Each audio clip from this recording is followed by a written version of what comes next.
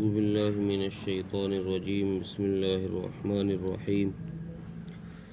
واللذان يأتيانها منكم فآذوهما فإن تابا وأصلحا فأعرضوا عنهما إن الله كان توابا رحيما.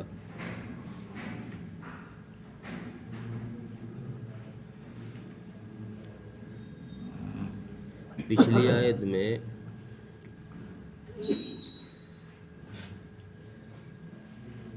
زانیہ عورتوں کا ذکر کیا تھا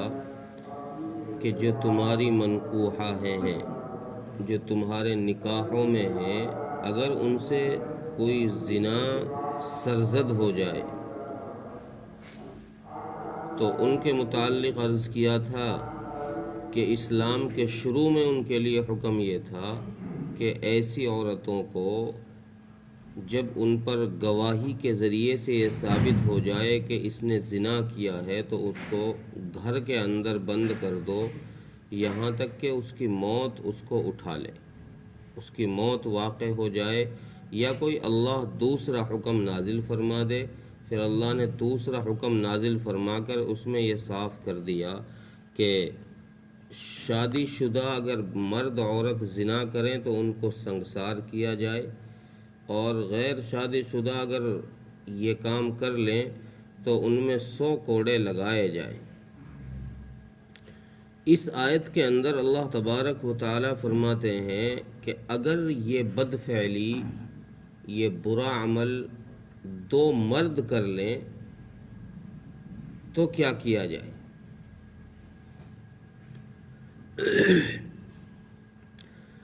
جس کو لواطت کہتے ہیں، یہ وہ بد فعلی ہے کہ انسان مرد اپنی خواہش کو مرد کے ذریعے سے پوری کرے، اور اسی حکم میں ہے کہ عورت کے پیچھے کے راستے سے انسان اپنی خواہش پوری کرے۔ ان دونوں کا حکم ایک ہی ہے،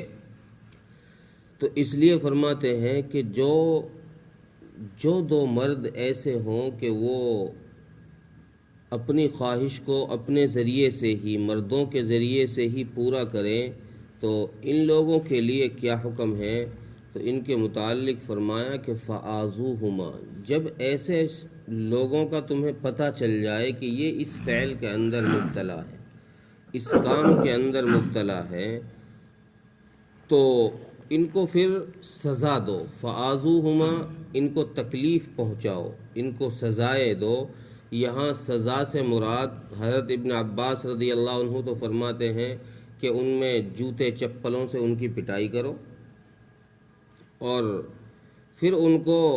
جب پٹائی کرنے کے بعد وہ اگر توبہ کر لیتے ہیں، فَإِن تَابَا، اگر انہوں نے توبہ کر لی، اللہ سے معافی مانگ لی، تو اب تم ان سے چھیڑ چھاڑ مت کرو۔ جو آدمی توبہ کر لے گناہ کرنے کے بعد، خصوصاً ایسا برا عمل جس کی قباحت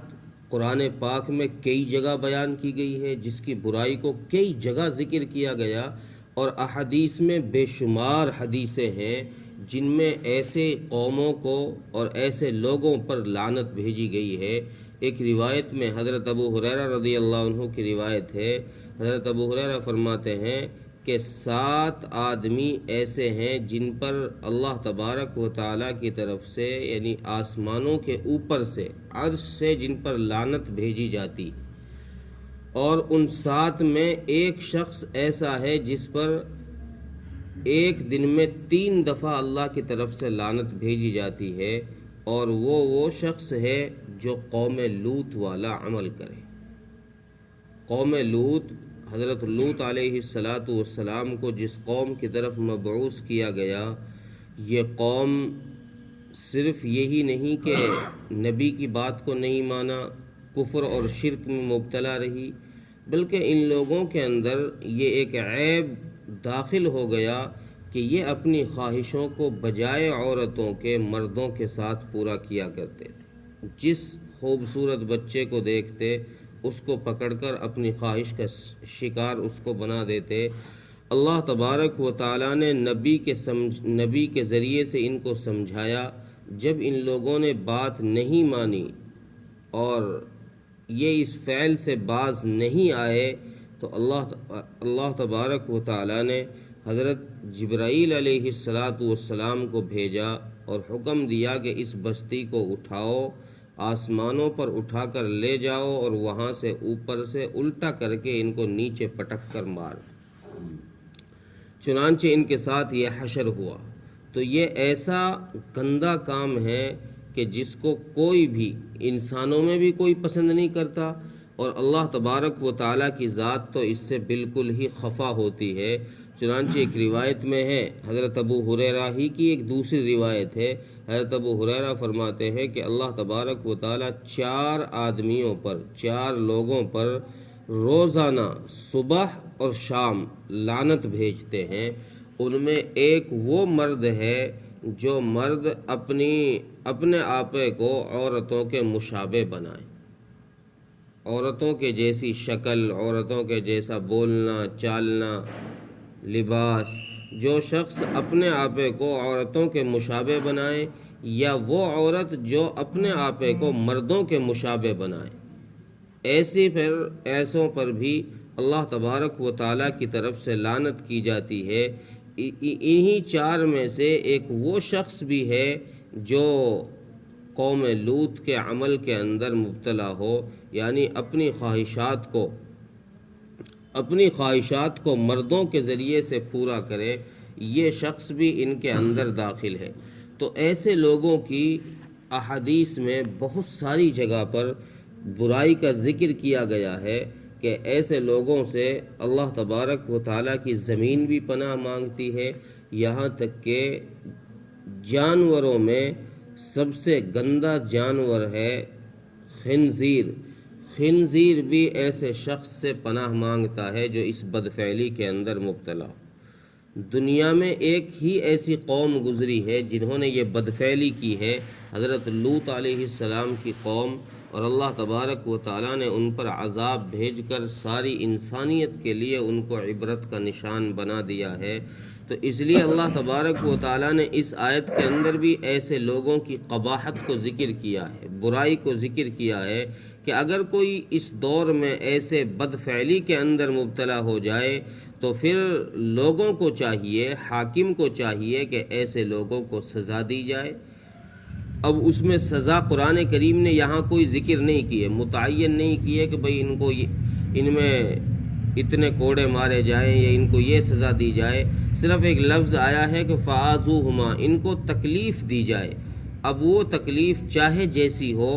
پھر اس تکلیف کے بعد ذکر ہے فَإِن تَابَا کا۔ چنانچہ علماء فرماتے ہیں کہ اگر کوئی شخص اس بدفعلی کے اندر مبتلا ہو جائے، اس غلط کام کے اندر مبتلا ہو، اور وہ اس کے بعد پھر توبہ کر لے، سزا سے پہلے ہی توبہ کر لے، تو فرماتے ہیں کہ اس کی توبہ ابھی قابل قبول نہیں ہے جب تک کہ اس کو سزا نہ مل جائے۔ جب اس کو سزا دی جائے، سزا کے بعد اب یہ توبہ کرے، اب اس کی توبہ قابل قبول ہوگی، چونکہ قرآن کریم نے پہلے لفظ سزا کا ذکر کیا ہے کہ اس کو سزا دی جائے، چاہے جوتوں سے ہی اسے کیوں نہ مارا جائے، اس کے بعد پھر اس کی توبہ کی طرف توجہ کی جائے کہ اس نے توبہ کی ہے اور اس نے اپنے آپے کی اصلاح کر لی ہے، اب یہ اس برے فعل سے دور ہو گیا ہے۔ اگر وہ اپنے سزا کے بعد برے فعل سے دور نہ ہو، توبہ نہ کرے، اپنی اصلاح نہ کرے، تو ایسے شخص کے بارے میں مفسرین نے لکھا ہے کہ پھر لوگوں کو اجازت ہے کہ اس کو برا بھلا بھی کہہ سکتے ہیں، اس کو زانی بھی کہہ سکتے ہیں، قوم لوط کا آدمی بھی کہہ سکتے ہیں، اس کے چاہے جو اس کو نام دے سکتے ہیں، لیکن اگر اس نے سزا کے بعد توبہ کر لی اور اپنے آپے کو اس برے فعل سے دور کر لیا تو فَأَعْرِضُوا عَنْهُمَا، پھر اس کو چھوڑ دیجئے، اب اس کے پیچھے مت پڑی، چونکہ اس نے جو برائی کی تھی اس برائی کی اس کو سزا بھی مل گئی ہے، اور اس برائی پر سزا کے بعد اس نے اپنی توبہ بھی کر لی ہے۔ جب توبہ کر لیتا ہے تو چاہے کتنا ہی بڑا گناہ کیوں نہ ہو، اللہ تبارک و تعالیٰ توبہ کے ذریعے سے اس گناہ کو معاف فرما دیتے ہیں، اس پر کوئی پکڑ نہیں فرماتے، چونکہ اللہ تبارک و تعالیٰ تو توبہ قبول کرنے والے بڑے مہربان ہیں۔ کوئی آئے تو صحیح اللہ کے دربار کی طرف، چاہے جیسا گناہ کر لے، چاہے جیسا گناہ، اللہ تبارک و تعالیٰ فرما رہے ہیں کہ میرے یہاں دروازہ ہر وقت کھلا ہے، جو شخص بھی گناہ کر آتا ہے میں اس کے گناہ معاف فرما دیتا ہوں۔ اور نبی اکرم صلی اللہ علیہ وسلم نے حدیث میں فرمایا کہ اگر بندہ 70 مرتبہ بھی دن میں گناہ کرے، 70 کا لفظ کثرت کی طرف اشارے کے لیے حدیث میں آیا ہے کہ چاہے دن میں اگر کوئی 100 مرتبہ بھی، 1000 مرتبہ بھی گناہ کر کے توڑ دے توبہ کو، اور پھر توبہ کر کے اللہ کی طرف آئے، توبہ کے لیے اللہ کے سامنے ہاتھ پھیلائے، تو اللہ فرما رہے ہیں کہ میرے یہاں دروازہ کھلا ہی پائے گا، بند نہیں پائے گا، چونکہ میں مہربان میں مہربان ہوں، میں قہار نہیں ہوں بندوں پر، میں ان کی طرف توجہ کرتا ہوں۔ جب وہ میرے سامنے ہاتھ پھیلا دیتے ہیں تو پھر ان اللہ کان تواب الرحیم، تو اللہ فرمانے کہ پھر میں اللہ ان کی توبہ بھی قبول کر لیتا ہوں اور مہربانی بھی ان پر فرما دیتا ہوں، یعنی ان کو معاف بھی کر دیتا ہوں۔ ترجمہ دیکھیں، واللذان یأتیانہا منکم فآذوہما، اور وہ دو لوگ تم میں سے جو بدفعلی کر لیں، فإن تابا فآذوہما، تو ان کو سزا دو، ان کو تکلیف پہنچاؤ، فإن تابا وأصلحا فأعرضوا عنہما، اور پھر اگر وہ سزا کے بعد توبہ کر لیں اور اپنی اصلاح کر لیں، یعنی اس برے عمل سے، اس گندے کام سے باز آ جائیں، رک جائیں، تو فأعرضوا عنہما، تو پھر لوگوں کو حکم یہ ہے کہ اب ان کے ساتھ چھیڑ چھاڑ مت کریں، اب ان کو الٹی سیدھی طرح مت بلاؤ، غلط نام ان کے مت لو۔ ان اللہ کان تواب الرحیم، کیونکہ اللہ تبارک و تعالی توبہ قبول کرنے والے نہایت مہربان ہیں۔ اللہ سے انہوں نے توبہ کی ہے، اللہ نے ان کی توبہ قبول کر لی ہے، تو اب وہ بالکل پاک صاف ہے۔